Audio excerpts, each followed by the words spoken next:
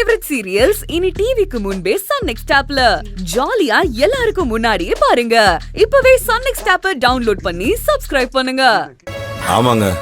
போதும், நிறுத்துறீங்களா? இதுக்கப்புறம் நான் யாரையும் நம்புறதுக்கு தயாரா இல்ல. நான் தெரியாம தான் கேக்குறேன். எந்த கோயிலுக்கு போய் எந்த சாமியை கும்பிட்டு வரம் வாங்கி இப்படி ஒரு கேடு கட்ட புள்ளைய பெத்தீங்க?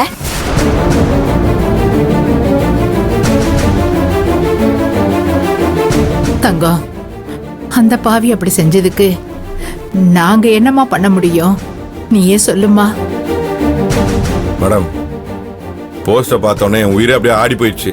நான் நேரா வீட்டுக்கு போய் அவன் சட்டையை பிடிச்சி பெரிய பிரச்சனையே பண்ணிட்டேன். அவனை நான் சும்மாலாம் இல்லைங்க.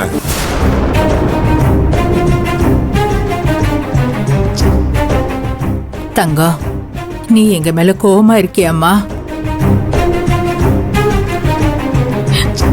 இல்ல ஆண்டி. ஐயோ, ஏ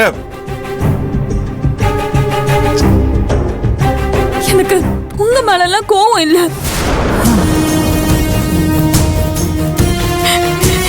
எனக்கு ஏன் மேலதான் கோவம். இப்படி ஒருத்தனை நான் எப்பவோ ஒரு காலத்துல மனசார காதலிச்சத நினைச்சு எனக்கு ஏன் மேலதான் கோவமா இருக்கு. என் கல்யாணத்தை நிறுத்த, என் வாழ்க்கையை கெடுக்கிறதுக்கு, என்ன பழி வாங்குறதுக்கு கார்த்தி வேற என்ன செஞ்சிருந்தாலும் என்னால தாங்கிக்க முடியும். ஆனா அவன் இப்படி இந்த மாதிரி கேவலமா நடந்துக்கிட்டான்னு நினைக்கிறப்போ எனக்கு ஏமலையே வெறுப்பா இருக்கு, அருவருப்பா இருக்கு. தங்கம், அழாதம்மா. நான் இவ்வளவு நேரம் அழாம தான் இருந்தேன். என்ன நானே கண்ட்ரோல் பண்ணிட்டு தான் இருந்தேன். ஆனா நீங்க வந்து என் கைய பிடிச்சதும் என்னால முடியல, எனக்கு தாங்கல. ஏங்க நீங்க இப்படி அழுதுட்டு இருக்கீங்க? அழாதீங்க. உங்க படிப்பு என்ன, தகுதி என்ன, உங்க செல்வாக்கு என்ன, உங்க பதவி என்ன, இதுக்கு போய் நீங்க அழுதுட்டு இருக்கலாமா?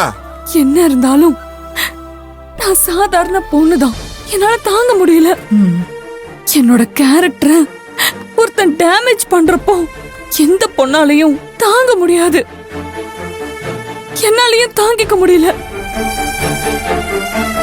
என் பொண்ணு இது வரைக்கும் எதுக்குமே அழுததில்ல. அப்படிப்பட்டவளை அந்த படுபாவி இப்படி அழ வச்சுட்டானே. இனிமே என் பொண்ணு எப்படி எல்லாரும் முன்னாடியும் தலை நிமிர்ந்து நடப்பா? என் பொண்ணோட கம்பீரத்தையும் கௌரவத்தையும் இப்படி கெடுத்து நாசமாக்கிட்டானே அந்த பாவி. அவனை நான் சும்மாவே விட மாட்டேன். அவனை பார்த்து நாக்க புடுங்கிற மாதிரி 4 வார்த்தை கேட்கணும். இப்ப நீங்க சொன்னீங்களே அதாங்க கரெக்ட். அந்த பையன் பண்ண தப்புக்கு தண்டனை கிடைக்காம தப்பிச்சிருவான்னு நினைக்கிறீங்களா? அவனை போலீஸ் அரெஸ்ட் பண்ணி ஸ்டேஷனுக்கே கூட்டு போயிட்டாங்க. நீங்க அவனை பிடிச்சி ஏதாவது கேட்கணும்னா ஸ்டேஷனுக்கு போய் தான் அவனை பிடிச்சி கேட்கணும். போலீஸ் ஸ்டேஷனுக்கு போனவன் தான். இனிமே அவன் அங்க இருந்து திரும்ப மாட்டான். இத பாரு தம்பி, நான் வயிறு எரிஞ்சு சொல்றேன். ஐயோ மா, வேண்டாம். நீ எதுக்காக சாபம்லாம் கொடுக்கற? விடு ஆண்டி. நீங்க ஒண்ணும் மனசுல வச்சுக்காதீங்க. என்ன இருந்தாலும் அவர் உங்க புள்ள. அந்த வருத்தம் உங்களுக்கு இருக்கதானே செய்யும். இல்ல தங்கம், இல்ல. எப்ப அவன் இந்த அளவுக்கு புத்தி கெட்டு போயிட்டானோ அவனை நினைச்சு நான் எந்த வருத்தமும் படல. அவனை மட்டும் குறை சொல்லி எந்த பிரயோஜனமும் இல்லம்மா. அவனோட புத்தியையும் மனசையும் இப்படி கெடுத்து குட்டிச்சவராக்கனதே அந்த புடவைக்காரிதான். அவளை சும்மாவே விடக்கூடாது. இதுக்கெல்லாம் சேர்த்து வச்சு அவளை நாம அழ வைக்கணும். அதுக்கு இந்த கல்யாணம் நல்லபடியா நடந்தாகணுமா?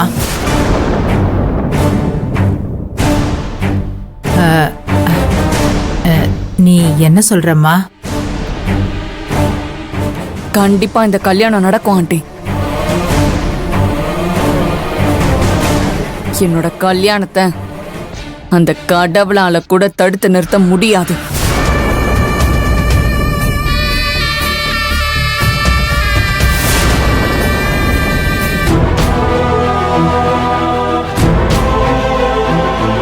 Sir good morning sir. Sir sir inspector sir, நான் சொல்றத தயவு செஞ்சு கேளுங்க சார். நான் அந்த போஸ்டர் அடிக்கல சார், சத்தியமா சொல்றேன் சார். எனக்கும் அந்த போஸ்டருக்கும் எந்த சம்மந்தமும் இல்லை சார். அப்படியா? ஆமா சார். சார் நான் உண்மைதான் சார் சொல்றேன். நீங்க தப்பு பண்ணவனை தப்பிக்க விட்டுட்டு சம்பந்தமே இல்லாம என்ன அரெஸ்ட் பண்ணி கூட்டிட்டு வந்து சார் லாக்அப்ல நிக்க வச்சிருக்கீங்க சார். சும்மா கத்திக்கிட்டு இருக்காதீங்க. நான் கேட்கிற ஒரே கேள்விக்கு மட்டும் பதில் சொல்லுங்க. கேளுங்க சார். நீங்க படிச்சவர் தானே, இப்படியா பண்ணுவீங்க? சார் நான் தான் சொல்றேனே சார், நான் இதை பண்ணல சார். ஒரு முனிசிபாலிட்டி கமிஷனரை இப்படி கேவலப்படுத்திட்டீங்களே சார். ஏன் சார் நான் சொல்றத காதுலயே வாங்க மாட்டீங்களா சார்? நீங்க என்ன நம்புறதுக்கு நான் என்ன சார் செய்யணும்னு சொல்றீங்க? சார் நான் அந்த போஸ்டர் அடிக்கல சார். நீங்க பண்ணலனா வேற யார் பண்ணிருப்பா? ஐயோ எனக்கு எப்படி சார் தெரியும்? எனக்கு தெரியல சார். எனக்கு தெரியும், நீங்க தான் பண்ணிருக்கீங்க. என்கிட்ட எவிடன்ஸ் இருக்கு. என்ன சார் எவிடன்ஸ் இருக்கு? என்ன எவிடன்ஸ் இருக்கு? காட்டுங்க. அந்த போஸ்டர்ல யூஸ் பண்ணிருக்கிற எல்லா போட்டோஸையும் ஏஐல கிரியேட் பண்ணிருக்கீங்க. உங்க பர்சனல் மெயில் ஐடில இருந்து அந்த போட்டோவை அனுப்பி இருக்கீங்க. இதை விட வேற என்ன எவிடன்ஸ் வேணும்? என் மெயில இருந்து போனா நான் தான் அனுப்புனேன்னு அர்த்தமா சார்? என்ன சார் பேசுறீங்க? கார்த்தி, இந்த போஸ்டர் நீங்க தான் அடிச்சிருக்கீங்கன்றதுக்கு இந்த எவிடன்ஸ் போதும். இதெல்லாம் நீங்க பண்ணிருக்கிறதுக்கான மோட்டிவும் இருக்கு. ஒரு பொண்ணை இப்படி எல்லாம் த்ரெட்டனிங் பண்றது எவ்வளவு பெரிய குற்றம் தெரியுமா? அதுவும் நீங்க ஒரு பெரிய பதவியில இருக்கிற கேரக்டரை டேமேஜ் பண்ணிருக்கீங்க. உங்க மேல கேஸ் ரொம்ப ஸ்ட்ராங்கா இருக்கு. அதனால பேசாம சைலண்டா இருங்க. ரொம்ப சவுண்ட் விட்டுட்டு இருந்தீங்கன்னா இது இன்னும் பெருசாகும், பாத்துக்கோங்க. சார் சார் நான்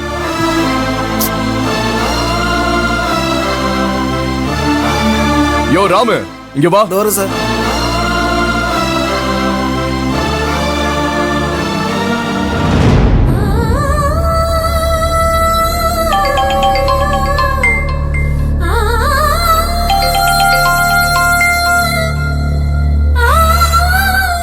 சொல்லு தனு.